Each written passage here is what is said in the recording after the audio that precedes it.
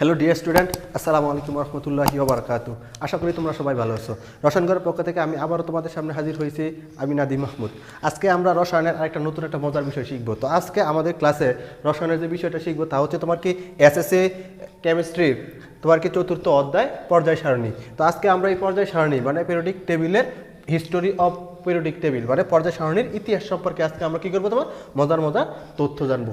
তো আমরা যদি এই পর্যায় সারণীর অধ্যায়টা পড়তে যাই, ঠিক আছে, তাহলে পর্যায় সারণীর অধ্যায়টা পড়তে গেলে আমাদের কিছু কথা অবশ্যই কী করতে হবে, তোমার মাথায় রাখতে হবে। যেরকম যে এই যে পর্যায় সারণীর অধ্যায়টা আছে তোমার, ঠিক আছে, এই পর্যায় সারণী অধ্যায়কে তোমার কি দ্য সোল অফ কেমিস্ট্রি মানে রসায়নের কী বলা হয়, তোমার আত্মা বলা হয়। তাহলে তোমরা অবশ্যই বুঝতে পারতেছো যে যেহেতু রসায়নের আত্মা বলা হচ্ছে তোমার কি এই পর্যায় সারণীকে, তাহলে অবশ্যই এটা কতটা গুরুত্বপূর্ণ বা কতটা ইম্পর্টেন্ট। তাহলে আমরা তো বলতেই পারি আমাদের যেহেতু তো আমরা মানুষ আছি, তোমার আমাদের মানুষের যদি আত্মা না থাকে, ঠিক আছে, তাহলে আমাদের নিথর দেহের কোনো কি নাই, তোমার মূল্য নাই। এই আত্মার মাধ্যমে আমরা কি করছি, তোমার বেঁচে আছি। ঠিক এরকমভাবে তোমার কি পর্যায় সারণীটা হচ্ছে তোমার কি রসায়নের আত্মা। তোমার ভিতরে যদি রসায়নটা তোমার কি জীবিত রাখতে চাও, তাহলে অবশ্যই আমাদের পর্যায় সারণীটা কি করতে হবে, তোমার ভালোভাবে বুঝতে হবে, ভালোভাবে জানতে হবে, সকল কিছু কি করতে হবে, তোমার আমাদের জানতে হবে। তো পর্যায় সারণীর ইতিহাস যদি আমরা প্রথমে পড়তে যাই, তাহলে আমরা প্রথমে বলতে পারি যে তোমার কি পর্যায় সারণীটা হচ্ছে তোমার কি যে শত শত বছর ধরে বিভিন্ন রাসায়নিক ধারণার এক অবিস্মরণীয় প্রতিফলন। ঠিক আছে, মানুষ প্রাচীনকাল থেকেই তোমার কি বিভিন্ন ধরনের পদার্থ, তাদের ধর্ম সম্পর্কে বিভিন্ন ধরনের জ্ঞান অর্জন করেছিল। বিজ্ঞানীদের তোমার কি আগে থেকে ধারণা ছিল যে এইগুলো সম্বন্ধে সকল কিছু তথ্য আমরা একসাথে করা, ঠিক আছে, যার ভিত্তিতে তোমার যা প্রত্যেকটি মৌল, যত মৌল আছে সব মৌলগুলো তাদেরকে ধর্মের ভিত্তিতে ভাগ করে তাদেরকে কি করা হয়েছে, তোমার একটা পর্যায় সারণী হিসাবে রূপ দেওয়া হয়েছে, যেগুলোকে আমরা আধুনিক পর্যায় সারণী হিসেবে তোমার কি জানি। তো প্রথমে তোমার কিছু মৌল আবিষ্কার করা হয়েছিল, যেমন মনে করো সোডিয়াম, পটাশিয়াম, তারপর রুবিডিয়াম, তার পরবর্তীতে তোমার মনে করো বেরিলিয়াম, ম্যাগনেসিয়াম বা আর সামথিং কিছু তোমার কি পরবর্তী মৌল আবিষ্কার করেছিল। তারপরে আস্তে আস্তে ধীরে ধীরে তোমার কি আরও 60টি মৌল কী করা হয়েছে, তোমার আবিষ্কার করা হয়েছে। তো বিজ্ঞানীরা তোমার কি প্রথমে এই কয়েকটা মৌলরে তোমার কি করছো, তাদের সম্বন্ধে গবেষণা করা বা তাদের সাথে বিভিন্ন পরীক্ষা নিরীক্ষা করা খুবই সহজ ছিল। কিন্তু একের পর একে যখন তোমার কি মৌলগুলো আস্তে আস্তে আবিষ্কার শুরু হইলো এবং তোমার কি 60টা মৌল যখন তোমার আবিষ্কার হয়ে গেল, তখন এগুলাকে তোমার কি 1, 2, 3, 4 এভাবে সিরিয়াল করে, ঠিক আছে, তাদের প্রত্যেকটা মৌলের তোমার কি পরীক্ষা নিরীক্ষা করা, গবেষণা করা তোমার কি খুবই কষ্টসাধ্য হয়ে পড়ে। তখনই তোমার তাদের এগুলাকে কি করার জন্য, তোমার সুন্দরভাবে বুঝার জন্য, ঠিক আছে, বা তোমার কি বিজ্ঞানীরা যাতে তোমার কি করতে পারে সঠিকভাবে পরীক্ষা নিরীক্ষা বা যাচাই বাছাই করতে পারে, সেই হিসাবে তাদেরকে ধর্মের ভিত্তিতে, ঠিক আছে, অথবা তোমার কি তাদের শ্রেণীর ভিত্তিতে আলাদা আলাদা করে কি করছে, তোমার ভাগ করে নিছে। আর এই ভাগ করার প্রক্রিয়াটাই হচ্ছে তোমার কি আমাদের আজকের পর্যায় সারণী। তো আমরা যদি তোমার কি পরবর্তীতে আলোচনা করি, দেখো পর্যায় সারণীর কাজটা, তোমার পর্যায় সারণীর কাজটা শুরু হয়েছে তোমার কত সাল থেকে, 1789 সাল থেকে। তোমার কত সাল থেকে, 1789 সালে বিজ্ঞানী অ্যান্থনি ল্যাবোসিয়ে সর্বপ্রথম তিনি তোমার কি আমাদের এই পর্যায় সারণীর কাজটা শুরু করেছে। বিজ্ঞানী অ্যান্থনি ল্যাবোসিয়ে 1789 সালে তোমার কি মৌলসমূহকে তাদের ভৌত অবস্থার উপর ভিত্তি করে তাদেরকে 3টা শ্রেণীতে ভাগ করছে, ঠিক আছে। তোমার কি কঠিন, তারপর হচ্ছে তোমার কি তরল, আরেকটা হচ্ছে তোমার বায়বীয়। তাহলে কঠিন হিসাবে আমরা উদাহরণ হিসেবে ধরি, তোমার মনে করো সোডিয়াম ধরতে পারি, তরল হিসাবে ধরলে আমরা ব্রোমিন ধরতে পারি, ঠিক আছে, বায়বীয় ধরলে আমরা কি ধরতে পারি, অক্সিজেন ধরতে পারি, ঠিক আছে। তারপরে তোমার খেয়াল করে দেখা গেল যে তোমার কি প্রত্যেকটা মৌলকে তোমার কি এই 3ভাবে ভৌত অবস্থার উপর ভিত্তি করে এভাবে তোমার কি গবেষণা করা বা পরীক্ষা নিরীক্ষা করা তোমার কি এত সহজ না, এগুলো তোমার কি অনেক কঠিন হয়ে দাঁড়াইতেছে। তখন তোমার এই ভৌত অবস্থার উপরটা থেকে তোমার কি পরবর্তীতে আরো সহজ করার জন্য তারই তোমার কি অনেক বছর পরে তোমার কি 1864 সালে ইংরেজ বিজ্ঞানী জন এ আর নিউল্যান্ড, ঠিক আছে, ইংরেজ বিজ্ঞানী জন এ আর নিউল্যান্ড মৌলসমূহকে তোমার কি পারমাণবিক বর অনুসারে কি করছে, তোমার সাজাইছে। এবং পারমাণবিক বর অনুসারে সাজানোর পরে সে দেখতেছে প্রতি 8ম মৌলের মধ্যে, কত নম্বর, তোমার 8ম মৌলের মধ্যে তাদের ভৌত এবং রাসায়নিক ধর্মে কি খুঁজে পাওয়া যায়, তোমার মিল খুঁজে পাওয়া যায়। এবং তিনি 8টা মৌলকে তোমার কি গ্রুপ হিসাবে কি করছে, তোমার সাজাই নিছে। মানে একটা গ্রুপে কয়টা মৌল ছিল, তোমার 8টা মৌল ছিল।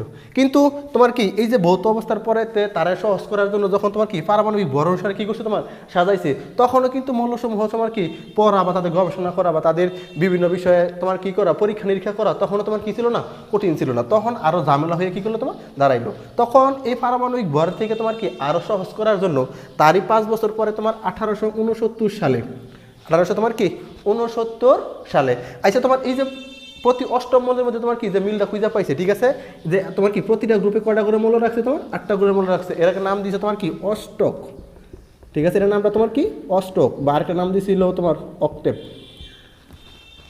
তারই 5 বছর পরে 1869 সালে তোমার কি দুইজন বিজ্ঞানী, রুশ বিজ্ঞানী মেন্ডেলিভ এবং জার্মান বিজ্ঞানী তোমার কি লুথার মেয়র, তারা দুজনে মিলে তোমার কি করলো যে এই পারমাণবিক ভর থেকে আরো আমরা সহজ করে কি করতে পারি তোমার কি এগুলোরা কি করে যাইতে না, বা তাদের ধর্ম এবং শ্রেণীর ভিত্তিতে সাজানো যায় কিনা, তারা কি করলো তোমার চিন্তা ভাবনা করলো।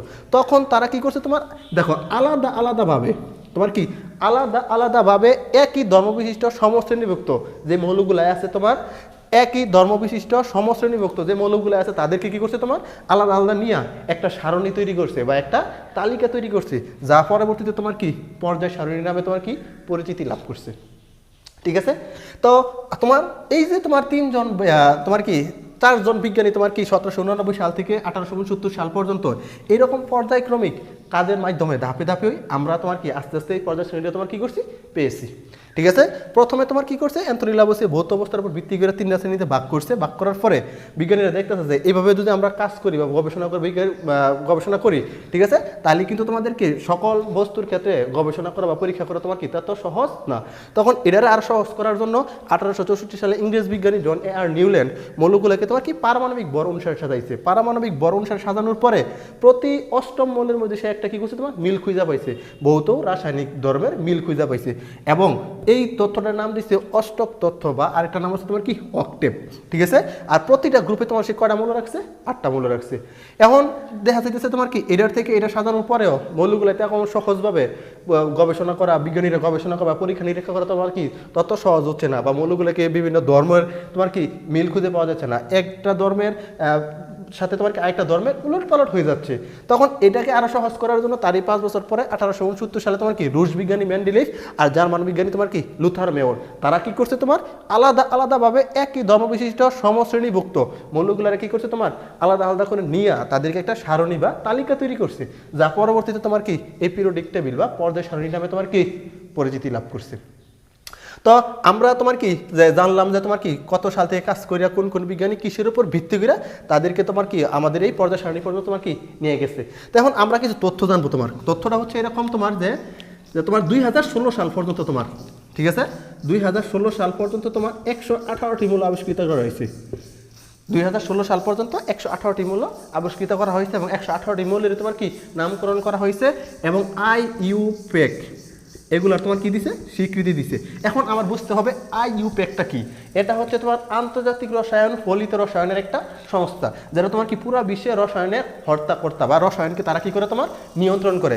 কোনো কিছু নিয়মকানুন পরিবর্তন বা নিয়মকানুন, বিভিন্ন ধরনের নিয়মকানুন একসাথে করা বা ক্রমবর্ধমান পরিবর্তন, অথবা ভবিষ্যতে কোনো কিছু আবিষ্কৃত হবে তার সংযোজন অথবা তোমার কি বিয়োজন, সকল কিছু দেখভাল করার দায়িত্ব হচ্ছে তোমার দায়িত্ব রয়েছে তোমার কি এই আন্তর্জাতিক রসায়ন ফলিত রসায়নের সংস্থা। তার পূর্ণরূপটা হচ্ছে তোমার ইন্টারন্যাশনাল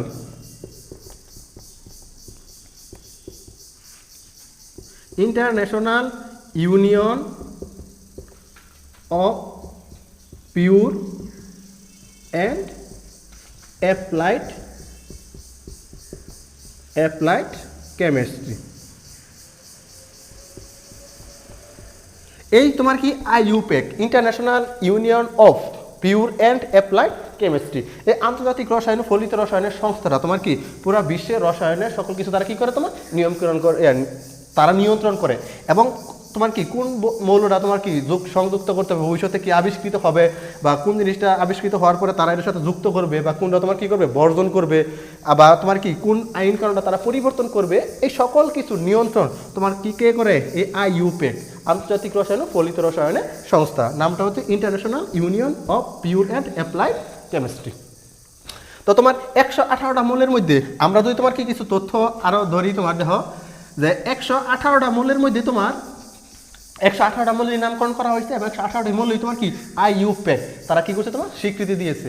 এর মধ্যে 98টা মৌল তোমার 118টার মধ্যে তোমার কথা 98টি মৌল তোমার কি প্রকৃতিতে পাওয়া যায়। এই 98টি মৌল তোমার কি করা যায় প্রকৃতিতে পাওয়া যায়, আর বাকিগুলো তোমার কি উন্নত মানের পরীক্ষাগার তৈরি করা সম্ভব। এই 98টা মৌলের মধ্যে থেকে তোমার 84টি মৌলের নাম হচ্ছে তোমার কি প্রাথমিক মৌল। 84টি মৌলের নাম হচ্ছে তোমার কি প্রাথমিক মৌল, ঠিক আছে। বাকি তোমার 14টি মৌল হয়েছে তোমার কি তেজস্ক্রিয়তার মাধ্যমে উৎপন্ন হয়, তেজস্ক্রিয়তার মাধ্যমে উৎপন্ন হয়, ঠিক আছে। এখন একটা মজার বিষয় হলো তোমার কি যখন ল্যাবোসিও তোমার কাজ শুরু করছিল, ঠিক আছে, তখন সে তোমার তার তালিকার মধ্যে সে কয়টা মৌল তোমার কাজ করছিল 33টা মৌল নিয়ে। ল্যাবোসিও যখন তোমার কি যখন তার পর্যায় সারণীরা তোমার কি বা তাই যে তালিকাটা তৈরি করছিল, তখন আমরা পর্যায় সারণী বলতে পারি না, তখন যে তালিকাটা তৈরি করছিল তখন তোমার সে 33টা মৌল নিয়ে তোমার কাজ শুরু করছিল। তারপরে রুশ বিজ্ঞানী মেন্ডেলিভ তোমার কি 67টা মৌল নিয়ে তোমার কি তার যে তালিকাটা সে তোমার কি করছিল প্রকাশ করছিল। এই 67টা মৌলের মধ্যে তোমার 4টা মৌল এখনো আবিষ্কৃত করা হয় নাই, কিন্তু পরবর্তীতে তোমার কি এই 4টা মৌল কি করা হয়েছে তোমার আবিষ্কৃত করা হয়েছে। 1900 সালের আগে তোমার 1900 সালের আগে পর্যায় সারণীতে আরও 30টা মৌল কী করা হয় তোমার যুক্ত করা হয়। আর এই 30টা মৌল যুক্ত করার মাধ্যমে তোমার কি আমাদের এই পর্যায় সারণীটা তোমার কী করছে সম্পূর্ণ হয়েছে। আর আমরা এই যে তোমার এত তথ্য বা এত বিজ্ঞানীর যে তোমার কি শত বছর ধরে যত পরিশ্রম সকল কিছু মিলাই আজকে আমরা এই আধুনিক পর্যায় সারণীটা তোমার কী করছি পেয়েছি। আশা করি আমরা এই যে পর্যায় সারণীর ইতিহাস বা হিস্টোরি অফ পিরিয়ডিক টেবিল, এই পর্যায় সারণীর ইতিহাসে যে তথ্যগুলো আছে এই তথ্যগুলো আমরা মনে রাখতে পারবো এবং খুব সহজে সুন্দরভাবে, ঠিক আছে। এই ইতিহাসগুলো যদি আমরা মনে রাখি তাহলে আমাদের রসায়ন সামনে পড়তে গেলে খুবই সুন্দর সহজ হবে এবং খুবই আমরা সহজে বুঝতে পারবো। তো আশা করি আজকের ক্লাসটা তোমরা সবাই ভালো করে বুঝেছো। যদি কোনো সমস্যা থাকে অবশ্যই আমাদের কমেন্ট বক্সে জানাবে, এই আশা ব্যক্তই করছি। আমাদের রসায়নগর নামে একটা ফেসবুক পেজ ইউটিউব চ্যানেল আছে, সবাই সাবস্ক্রাইব এবং শেয়ার করার মাধ্যমে তোমাদের আশেপাশের বন্ধুবান্ধবদেরকে ক্লাসগুলো দেখার সুযোগ করে দিবে এবং তোমরা যাতে ভালো একটা রেজাল্ট করতে পারো, ভবিষ্যতে ভালো কিছু করতে পারো, এই আশা ব্যক্তই আমরা করতেছি। রসায়নগরের পক্ষ থেকে আমি নাদিম মাহমুদ তোমাদেরকে আবারও স্বাগতম। আমরা তোমার কি আজকের ক্লাসটা এতটুকুই। তো রসায়নগরের পক্ষ থেকে তোমাদেরকে আবারও স্বাগতম জানাচ্ছি। সবাই ভালো থাকবে, সুস্থ থাকবে, এই আশা ব্যক্তই করছি। সবাই আমাদের জন্য দোয়া করবে। আসসালামু আলাইকুম ওয়া রাহমাতুল্লাহি ওয়া বারাকাতুহু।